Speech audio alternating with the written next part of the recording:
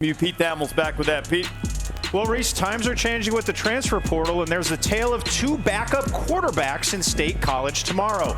Penn State backup Beau Pribula, who's played a huge role in situations for Penn State this year, has left the team, and he will not be at the game, and he will not be with Penn State for the rest of the season. He's been hopscotching the country looking for his next destination for 2025. And then there's Preston Stone. He started the year as SMU starter. He's their backup now to Kevin Jennings. He decided to stay with the team, and he'll be with SMU in State College tomorrow. We obviously know from Coach Saban's career, we saw him face Garrett Gilbert in one national title game. We saw Tua come off the bench in the other. Backups can play a big role in playoff games, and Penn State will not have theirs. Ohio State will. Devin Brown is there. Boise State will not. Malachi Nelson is not expected to be with the Broncos. Pete, you made a great point about Pribula. Pribula's played in every game. You see the number of touchdowns he's responsible for in his career. 9 of those have come this year. There have been times when they put both of these guys on the field at the same time, both he and Drew Allard. Preston Stone, as Pete mentioned, will be around. Now, you might think that the Nittany Lion head coach James Franklin would be upset at Pribula making the decision and not deciding to leave after a Penn State playoff run, but here's what he had to say.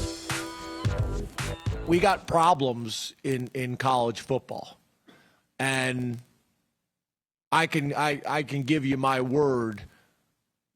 Beau Pribula did not want to leave our program, and he did not want to leave our program until the end of the season.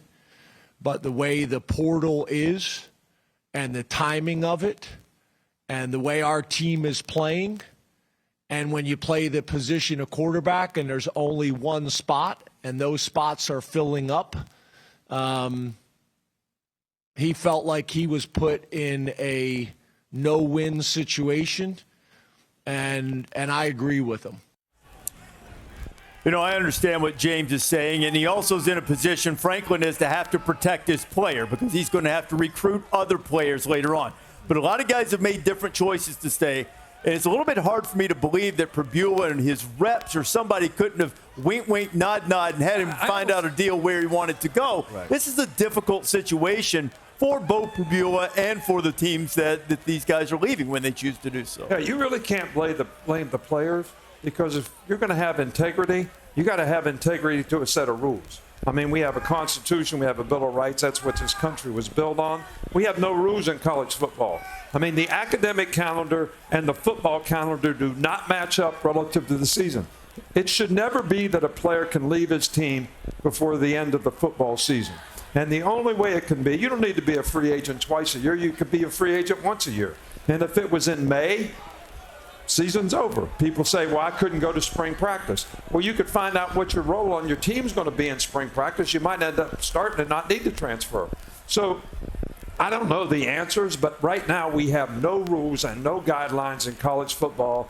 And I'm not trying to take away any options from the players. Of course not. But you shouldn't be able to leave your team before the end of the season.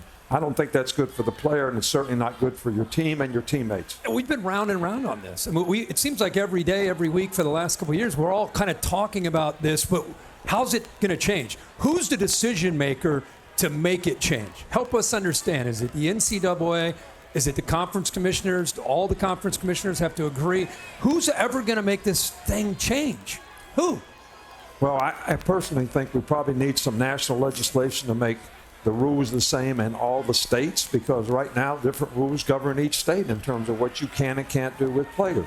I think it's probably up to the NCAA to we've gone overboard a little bit to give these players all these opportunities. And you have to have contracts. You know, if you have a contract, you have a responsibility, and you have to fulfill the contract. So I'm not. And I think it should go for coaches and players, right? It should be for coaches and players, and the players should make money.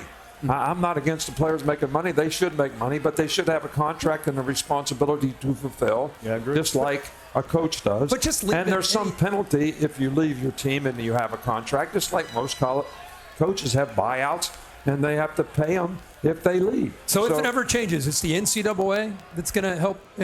I think the NCAA is afraid of lawsuits. Exactly. Yeah, and they'll lose. So they need that's what I'm saying. They need some legal protection from litigation for this to get fixed. Yeah. It needs to be collectively bargained. It has to be that way. You don't have the lawsuits because they've agreed to it. The problem, Desmond, is who bargains for the players. But at some point, I think Nick's right. You've got to have a contract. Yeah, well, you have a model that's moving closer and closer to the NFL, and that's what's going on right now in college football. And I speak to NFL execs, athletic directors, and presidents of universities. They've told me that we're moving closer to the NFL, and NFL, they have the CBA, like you just mentioned. If you can't bargain for these types of situations that people disagree about, because that's what a CBA is. You're not going to get everything you want, but you're going to get something that everyone can live with. So some people have suggested, hey, how about having this this portal period right after spring football, because then everyone can use it at the same time. You have 12 teams now who are really affected. You know, they're celebrating that they're in the CFP, but at the same time, they're affected by the portal because they can't really participate like these other teams can. April 8th, 2025, there will be a ruling from a judge on basically the rev share in the NFL model coming to the institutions There you go. and the universities paying. And I think you heard Coach Belichick kind of allude to that earlier whenever he said these contracts are going to be a little bit more, real whenever it comes to just bowing out. And to your point, I think we're both all echoing here. The two different transfer portals, the one in December and then the one that is in April, which is shortly after spring games in the middle of some people's spring training. I think if you move that to just one transfer portal at the very end of it, I think that's the right decision. So then you get rid of all this mess that is happening currently. And then whenever the schools are controlling the contracts, they're going to be real. I think we are just in the middle of full chaos right now, and I think their ship is going to be righted a little bit. But once those schools start paying, all of a sudden the NILs are going to start mattering more, but those deals are going to have to get approved too by said judge, I believe, every single time. So there's going to be a market value. I think we're going into a place where there's going to be an opportunity for this to not be full chaos. The thing, all of the administrators, I just got a text from an administrator said it can't be the NCAA because they'll just go to court and lose again. He says it has to be Congress. But, look, you have to bargain it out because if you don't, there's just going to be another lawsuit. And I think what you said is really important too, Nick.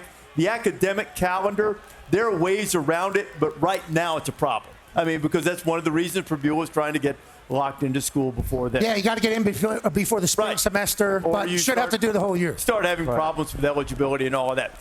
How much?